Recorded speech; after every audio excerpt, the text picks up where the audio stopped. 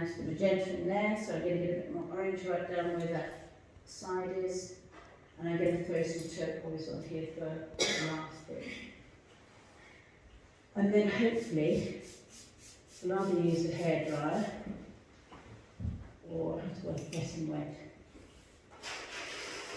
I just don't want you to have to spend time watching me hair drying something, but it'll probably be quite quick. I'll get the excess.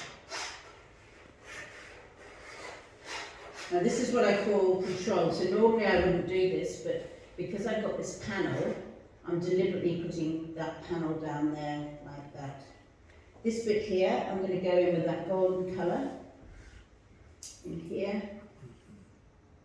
and I'm going to put that all the way down there too. So I work a bit quicker because you've seen enough of this.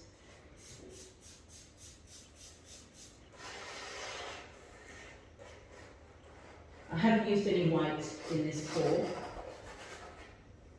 Again, maybe we'll use a bit tomorrow. I'm not going to get too pedantic with this.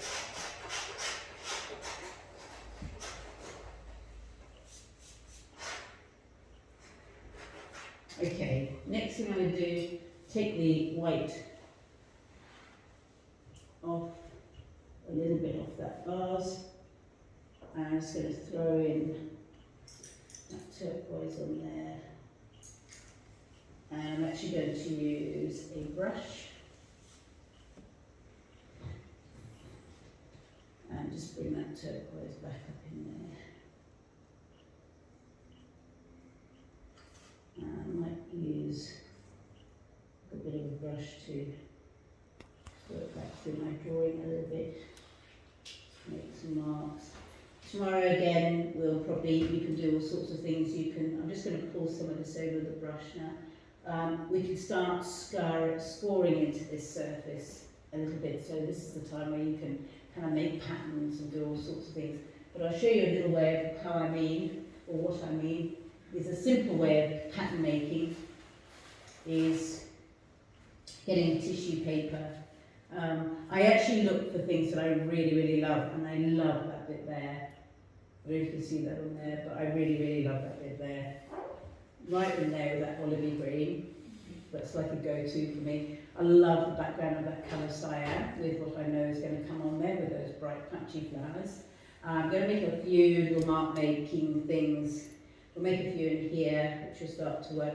This is not the greatest tissue. The best tissue actually to use is that scrunchy one that you often find in the, you might have it here, but here really, yeah, it makes great marks. This one makes sort of funny little marks, but you can start to see that you can start to sort of make marks all over your work like that. You can use scouring brushes, or tomorrow we're going to use Glad Wrap. Anything to kind of push that around, mark making on here. And the idea is you're going to leave some of those little things coming through on your next level of paint. And they're the little bits that people look at and think, how the heck did that happen? Oh, wonderful. I know how to be pedantic with tissue. I've got so many different types of tissue. Thank you so much. This one's good because it kind of, if I go into a wet pile here, see how it makes those actual marks? So you can actually almost draw back into your work, and if you've got enough ink on there, you can kind of start to... Now when I'm teaching drawing, mixed media drawing, we use a lot of this mark making. Oh, yeah, I might give it a quick blow. And I don't want to touch that lovely bit too much up there, but I will show you those marks. And we make these marks, particularly in drawing, and it's the same with painting, that when you start to score your paint underneath, it gives you almost like the permission to work back into that mark making. Does that make sense? So I'm going to give you an example of a tree trunk. Imagine you put wet ink on a tree trunk, and then you use this to kind of make the patterns of the bark. You let that dry off. So I teach tonal ink, so this is what we do. So we put the ink on, the first tone of ink, we score it with that. Then they go back in with a fine brush with a darker ink and start tracing back into those, what I call very free marks they've made. Believe it or not, they're so free that by the time they finish, they look and represent bark. This is not a botanical drawing. This is a drawing that is trying to find marks to represent something. And they never know, students of mine or participants in my classes say, how did that work? I said, because it's freed you up from trying to look at that bark in such a botanical way that it's not possible.